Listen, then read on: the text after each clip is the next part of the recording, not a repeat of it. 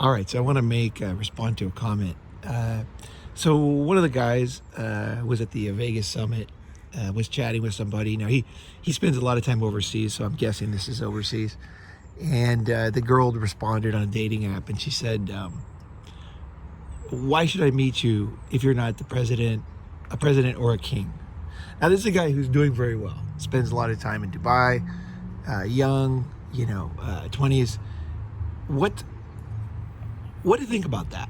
Like, what do you think about that? Regardless of whether you want to date or you're on dating apps, I think understanding what's going on is the key thing here, and then the response becomes easier to decide. So what is she doing there? I'd say that the highest possibility is that she's doing, and this is not my first reaction. My first reaction was to not talk to her, just to say, hey, later, or not even say later, just kind of, I gotta go, whatever, but I thought about it later, and what was in my mind, here's what was my mind, it's like, it's very easy to insult somebody like that, because you know what I mean, you could just say, well, you're not a model or whatever, you could even get specific and be mean or whatever. But what do you do? Like, how do you respond to things in life in real time without later regretting it? I think that's one of the big things for men. I don't like to have any baggage. That's why I really avoid doing bad things to people, because I know that it just takes up so much space in your mind. It takes so much energy, right? You got to apologize. Sometimes they don't take the apology, and that can be frustrating, and you have to accept that. It's the less you can do things you regret, it's really better. The whole idea in Western society is you can always make amends, and everybody kind of has to accept it in a way because you made amends, kind of thing, I just don't think that's very realistic with human nature. I just don't think so. Basically, if you do things you regret, you can apologize, of course, and it's definitely better, to do that. But it also opens up a can of worms, because now you're judging whether they accepted it. Like, they should accept it. They should act this way, right? That's how people, when they make apologies, right? They're like, I apologize, and they're like that's something important. The important thing is not to do it, because the less things you do you regret, the better off you are, because your desk is clean, man. You want a clean desk. And it doesn't matter that much who she is, right? Because you got your own desk, right? You got your own desk. And it's related to her in the sense that obviously you treat very good people very well, and you treat less people you don't know a little differently because you don't trust them yet, right? You might never, you don't trust them. You don't know who they are.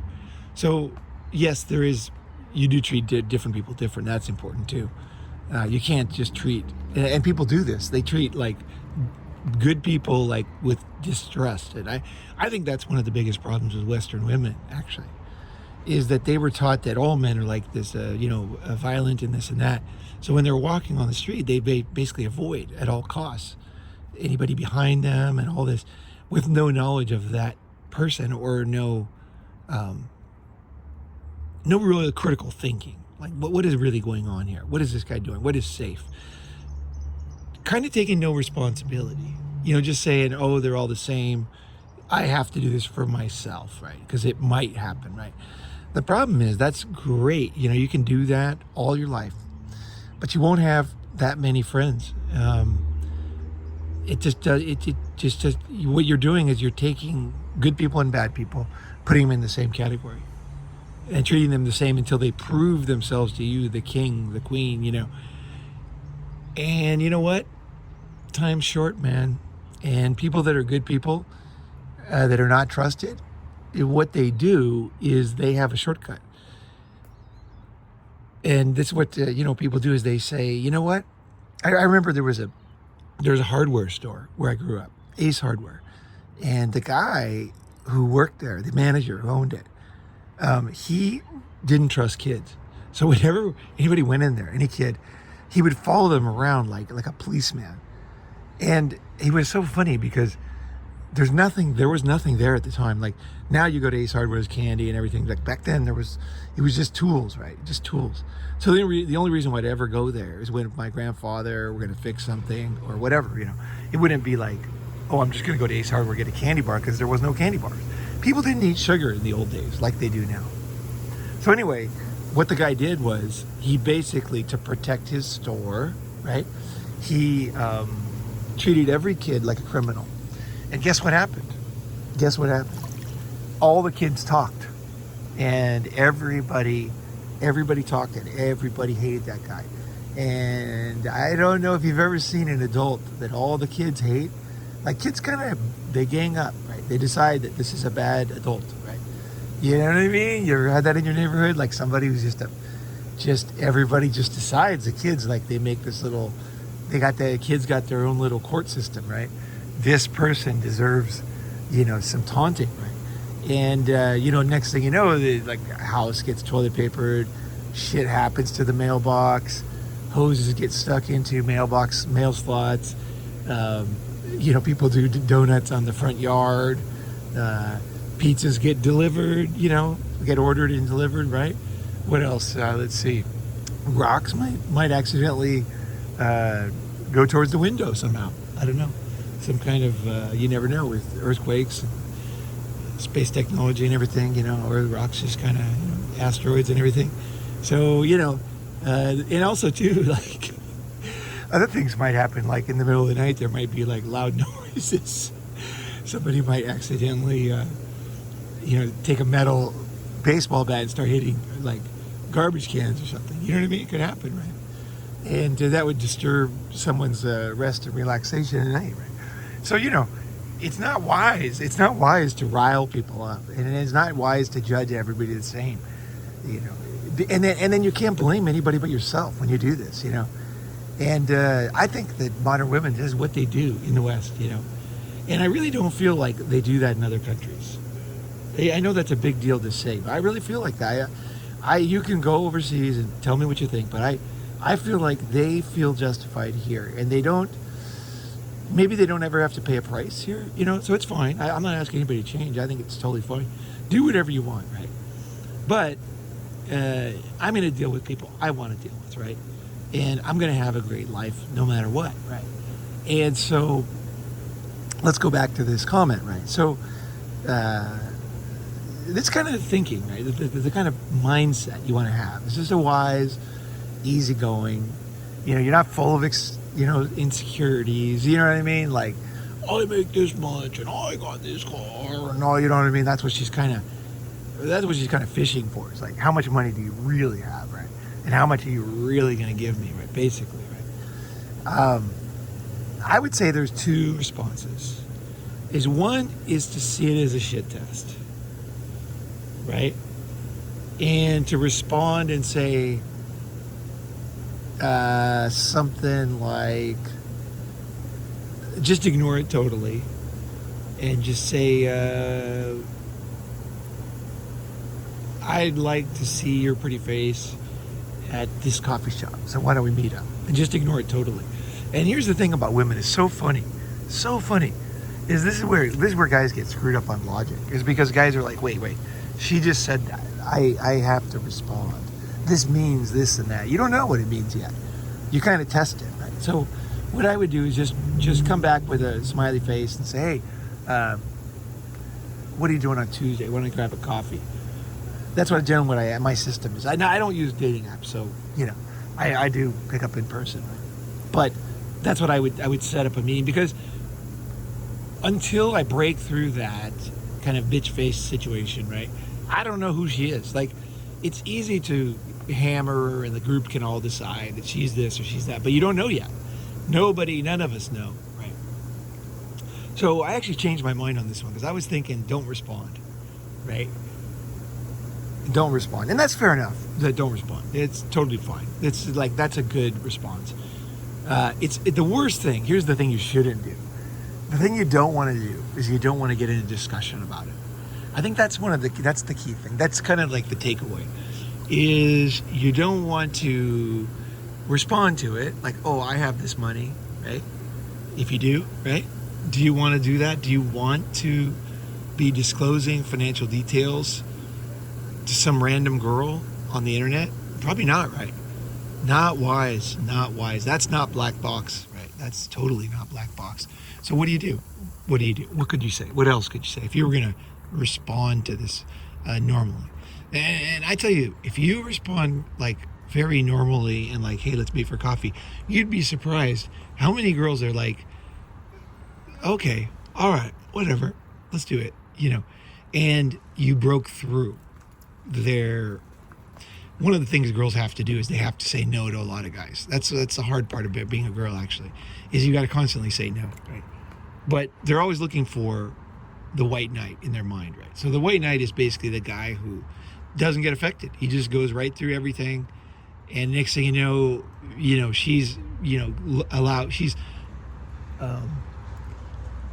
exposing herself to him and being vulnerable, right? So I think barreling through it, it's not a bad idea, actually, now that I think about it. Yeah, I would say that's the best thing to say first. And the reason why you do that is because you've already invested a few minutes in this, right? And you don't know. I think it's one thing guys don't really realize is your first reaction to a girl. You don't really know who they are. It's funny because so many times I was surprised. Like I would be with somebody who was, on the outside very cold and hard. And, he was like a kitten in bed, like really wanted me to really take control. You know what I mean? And it may be a cliche, but a lot of them were like kind of working and had management jobs and stuff. And man, they wanted it rough. You know what I mean? Like they wanted it rough, which is fun. It is fun. And the reason why is because they are experience strong emotions, right? And those strong emotions are, when a girl has no emotion for you, there's nothing going on. She's just like, this is what happens when you get married, right? This is all of a sudden there's no emotion, right? When a girl has strong emotions, it's like shit can go down. You can ride that bull, basically, right? And that bull can be pretty damn hot too, that situation. Okay, now let's say that, this is what I would say step one. Step one is just ignore it and say something that you would have said anyway, right? And I would say push for a meeting right away. The reason why is because you do, even though you're not stopping, you don't want to spend a lot of time with this one. She's kind of proved herself to be a little odd, right? Now if she's super hot, it's different. If she's like 19 and super hot, then you give her a little break, especially if you're older, like if you're 30 or whatever, then it's like you should just calculate, is all I'm saying. If it's an uglier girl, then you put up with less, right? If a girl's like super hot, there is some value in you, and super rare for you to get, so don't judge yourself by other people, right? You want to judge yourself by yourself, right? Like how many girls this that look like this have I had, in this situation, this age and this and that in the last year, right? If you've had 15 new ones, then whatever, like it's really, you have the track record. Vegas would bet on you, you know what I mean? Scotty P would bet on you, right? And say this guy is going to do it again, and that's it. But if you're not, and this is kind of rare, what happens too is another way to fill your brain with regrets or thoughts or thinking is when you lose an opportunity that turned out to be good. So that's the other thing. You don't want to respond in a way that you can't take back and that you will regret, because you might. You never know. It happens. Definitely. Especially with like I suppose with dating apps. I know one of my friends tried to find this other friend that I knew on a dating app, and he found her in like 2 seconds, right? Because he just, it's so easy to find it. And so, like it is very realistic that your friend could say, God, she was awesome. If I could met her, this happened. You're like, oh shit, maybe I should have responded differently to that, right? And then you say, did she say that? Yeah, she said that. I just ignored her and kept, it's like, oh, damn, okay, lesson learned, right? And I think too that one extra step is always wise. Just one step. It's 2 seconds. And once you've thought all this through, it takes no energy. It's almost like a robot typing it in. You're just like, oh, hey, well, whatever. Anyway, why don't we meet up? And then she's like, she says a clear no.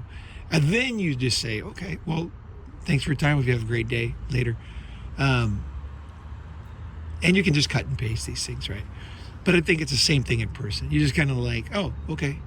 At that point, you're giving her one test because you're responding, and I'll think of better responses for the breaking through the shit test. But the key thing with the shit test is that you just ignore it.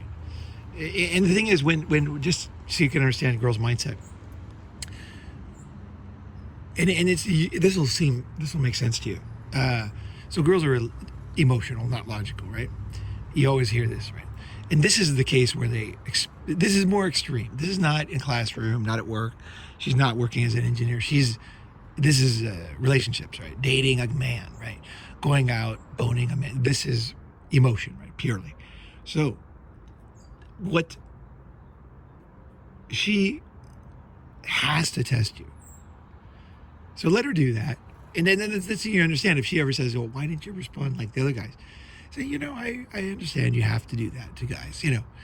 That's something you have to do as a woman to protect yourself, to not sleep. You can't sleep with every guy. I understand that. So totally fine. I didn't take it personally. That's what I would say. And she's like, oh, okay. Because when you take it personally, when you respond strongly, right, what you're telling her is that you have some insecurities. You know what I mean? Like you needed that more than you let on. That's why people respond that way.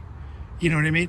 That's why when people feel their backs against a corner, against a wall, that's when you respond in a very emotional way, which is what a man is doing when he's putting her down.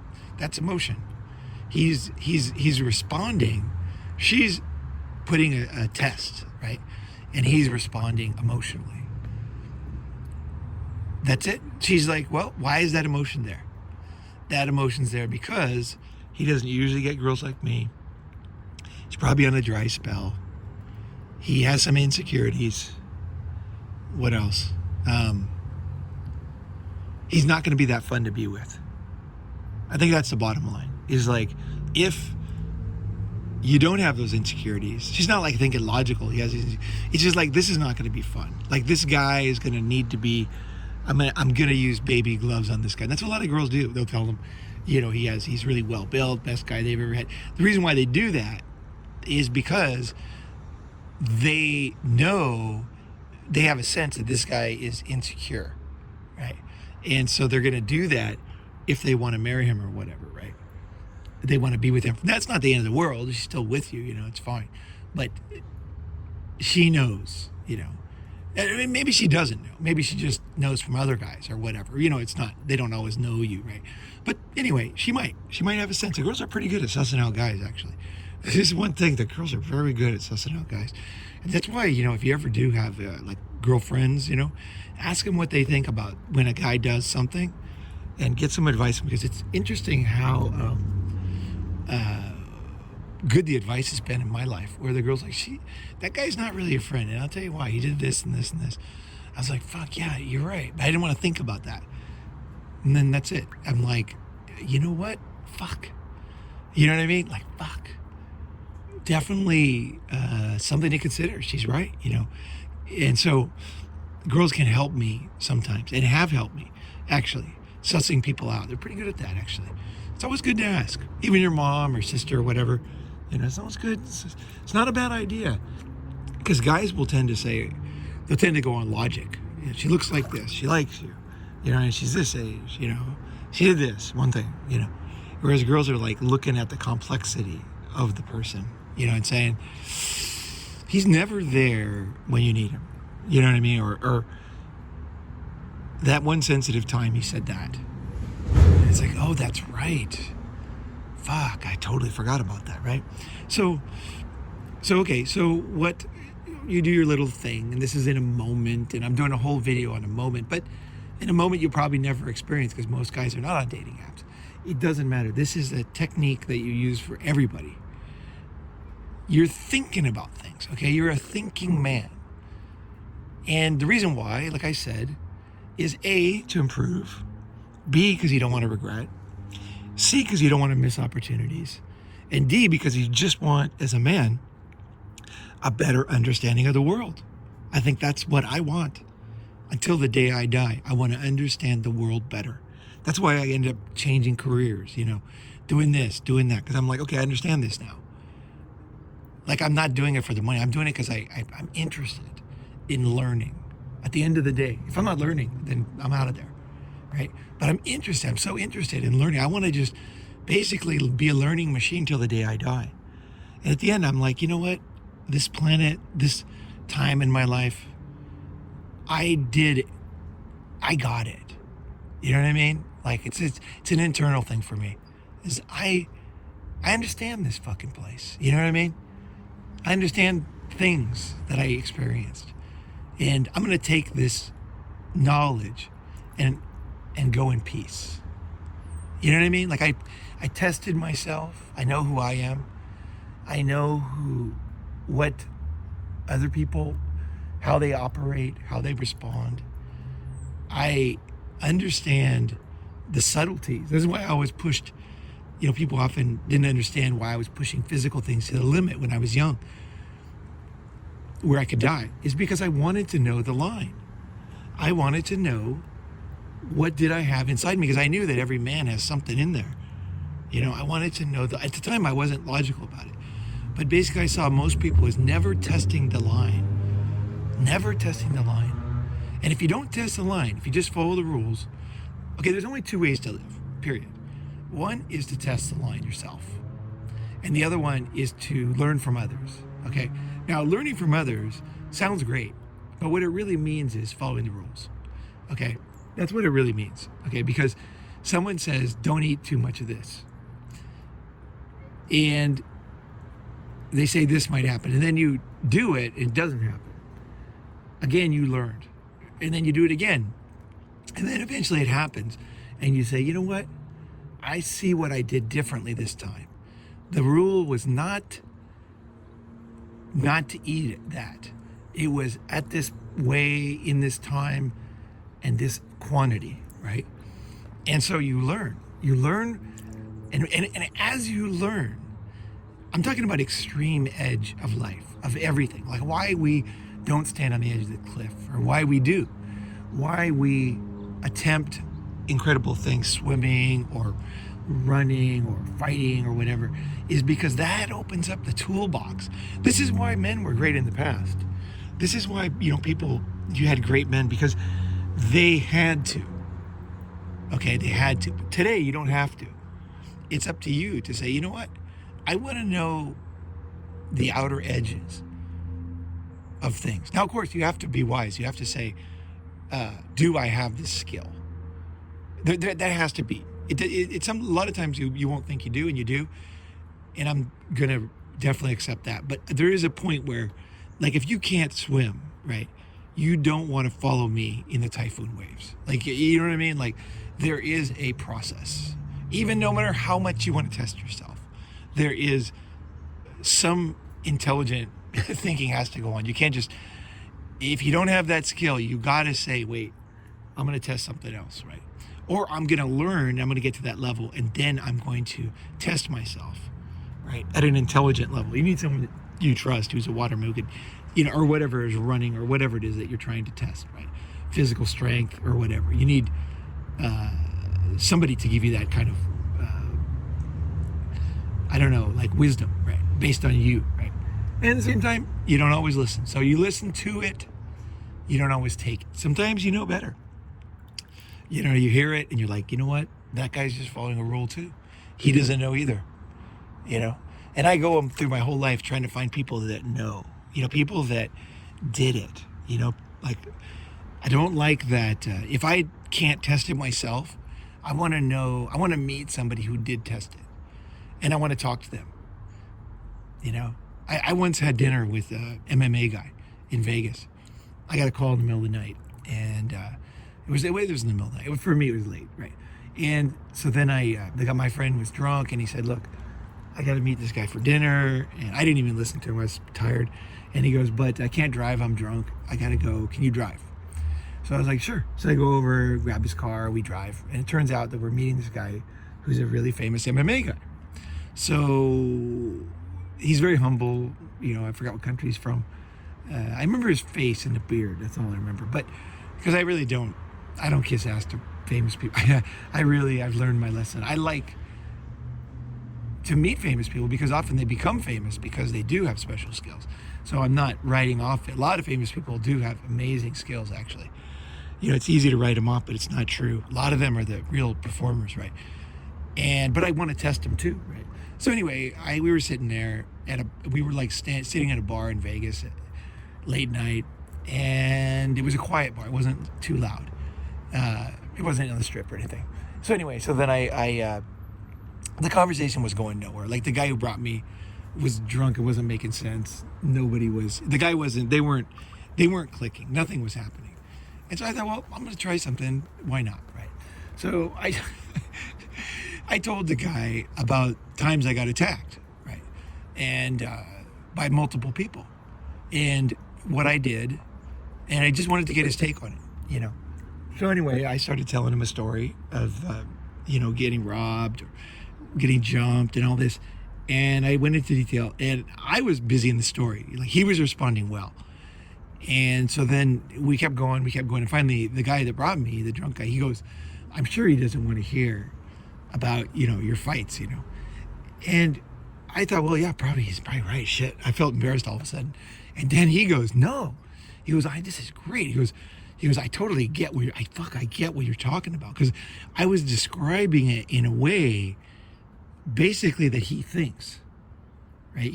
I was dissecting every hundredth of a second in the situation, and whether it's hundredth or tenth or whatever. I was describing, okay, this, and then then this shadows from the left. I wasn't sure. And I went through the whole thing, and then he was like totally into it, right? And we had a great discussion, and then it really shut up the drunk guy, because he just sat there, because he's not really a personable guy even when he's sober. So it was like me and him just talked, and we were like buddies. It was fun. It was a fun time. I could tell he really enjoyed it. And I super enjoyed it, because sometimes I think it's weird. Like, I don't know if you guys ever have this experience. You do something, and then you wonder if it was even real. You know what I mean? Like, sometimes that, you have an extreme experience, and it's like, is it like our childhood? It's like things get more, was that real? I got to talk to old friends, and like, oh yeah, you did that, and then you did this, and it's like, oh shit, okay. I don't know, like, there's this sense of me that sometimes I it's like it's ethereal when it's in the past, I think that's true too. Real life is in the present. It's right now, and when we're recreating stories there, I think it's very important to learn from story lessons, right? But it's also very important to be honest about stories. And it's also, I think, at some level, very important to share the minutiae of a complicated, high-speed situation, so that somebody who's out there, who's interested, will say they will be able to understand their life better by this understanding that you're verbally breaking down what exactly happened at the moment. And so, especially if they've never experienced it, they learn. They're like, oh, right. You can actually take somebody who's never been in a dangerous situation and tell a story. And if they're like a good listener and insightful, they will learn the lesson, actually. So I think it's part of teaching is to remember things. And the most important part of teaching is not just to say them, but to be intellectually honest with yourself. That's the key ingredient you need. Don't let yourself go off on bullshit. Don't let you laugh at yourself. You know what I mean? Because you're going to want to laugh at yourself. That's the key thing. Laugh.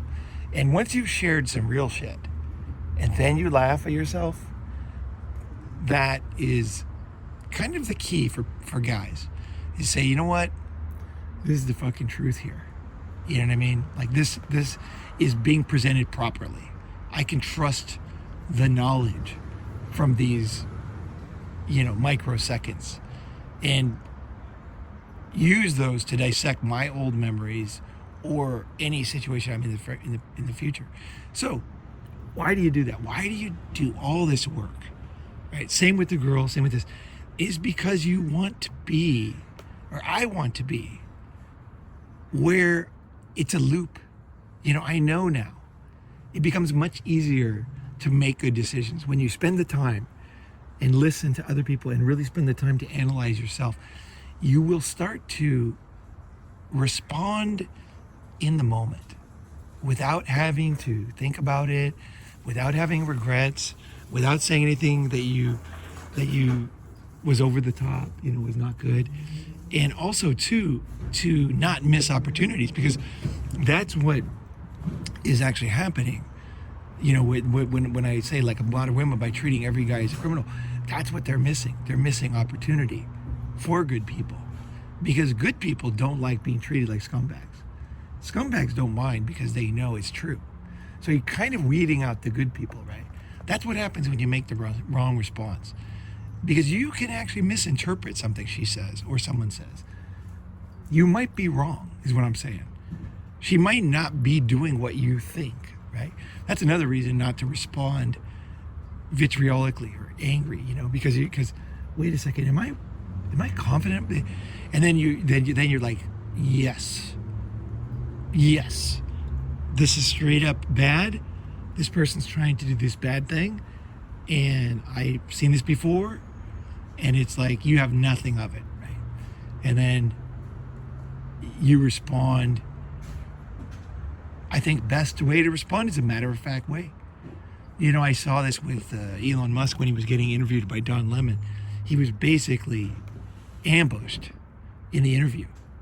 Like, Elon was actually funding and giving him a platform and helping him, giving him money, giving him special access, because he was a mainstream media going on Twitter. And that's X, and that's what he wants. He wants to make that the town square for the world. And the guy had other plans. He said, I'm going to not use this in that way. I don't respect this guy. And I'm going to throw complex conundrums based on, just shit that people have been saying about this guy, and force him to be under pressure, which, again, causes you, whenever you're getting filmed, it's up times 20, right?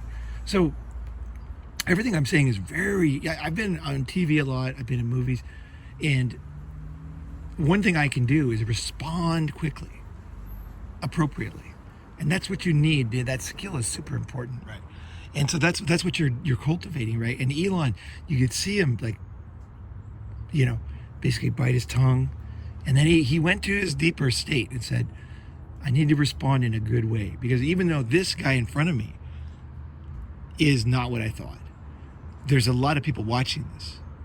And for those people, I'm going to respond very diplomatically and very wisely. And that's what he did, right? So it allows you to, one guy we're talking to the other day, I was talking to Sean about moving up in the corporate structure. And I said, one of those things that you want to do is to become like a diplomat.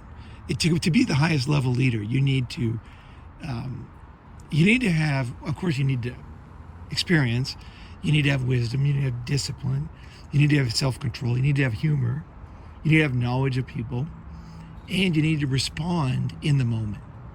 Because leaders don't come back later with the answer. Leaders are like, give me a second, I need my time. They think about it and they respond. It's okay to pause when you're unsure. This is one thing I didn't know when I was young. I thought you had to respond right away, and I thought that's impossible, to do well, right? No, you take the time. You say, just kind of, and this is what Elon did. He goes, and he looked down. I think a lot of people were thinking that he's angry. He wasn't, because his response was very like, oh, geez, perfect, right? And he was like, okay, ignore emotions. What's happening here? Let's respond with the motivation I had to start this platform, why I was doing this, and what my ultimate goal is here, and how it relates to this question, this accusation, right? And he did, and it's like, he didn't argue against it. He just showed that it was totally false, what he was saying. Basically destroyed. Because Don Lemon, you could see he was a trickster. He's a trickster. He's somebody who's going to get you in a vulnerable situation and trick you so you do something that makes his video get more views. That's at the bottom line, what he does, right? Which a lot of people do that. You might do that if you have a podcast. It's something you have to discipline yourself against, is using other people, right? He was using Elon to get, he was planning on leaving. He knew he wasn't going to stay. But he thought, if I do this blockbuster, basically confuse this man and get him to respond. This is very similar to family court, is they try to poke the bear constantly. I know in my court case, same thing.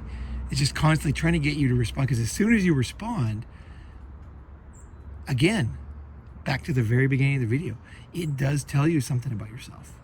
You're not blameless when you respond. It's ugly, but it does teach you something about yourself.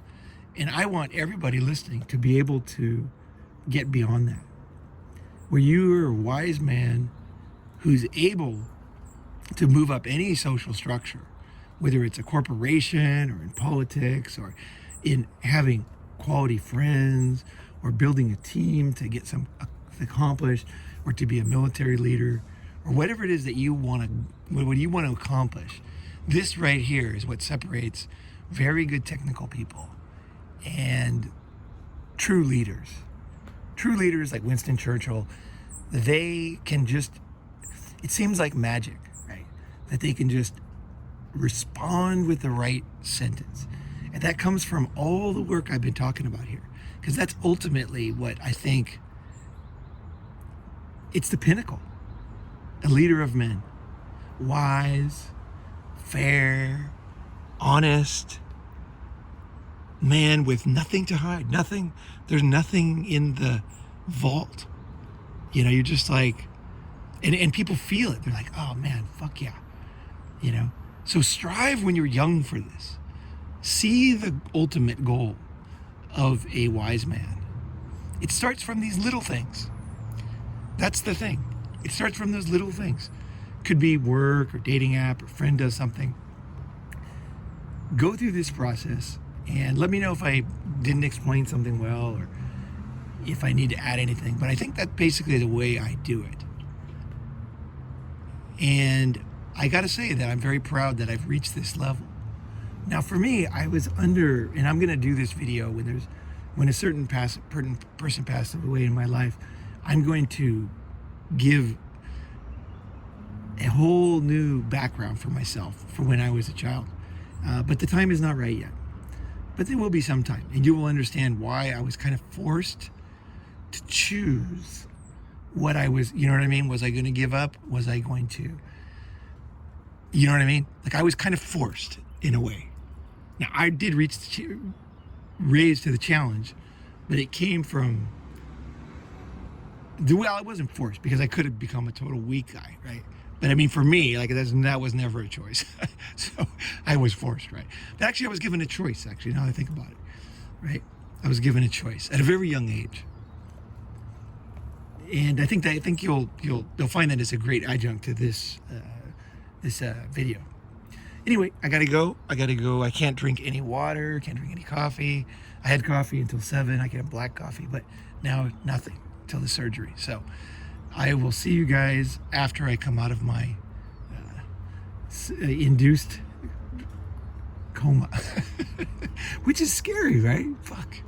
I don't want to do that. I want them to kind of just give me a local. Give me a local. I'm good. It's like, no, you're getting a local. You're going down. You're going down, son. All right, guys. Hey, I hope that's been useful. And I really appreciate you guys. Appreciate you guys listening. I appreciate you guys' comments. I appreciate you guys who come to summits. I appreciate you guys who've been to summits and turn out to be awesome guys that inspire me, the whole thing. Yeah. Thanks for everything. All right. Take it easy.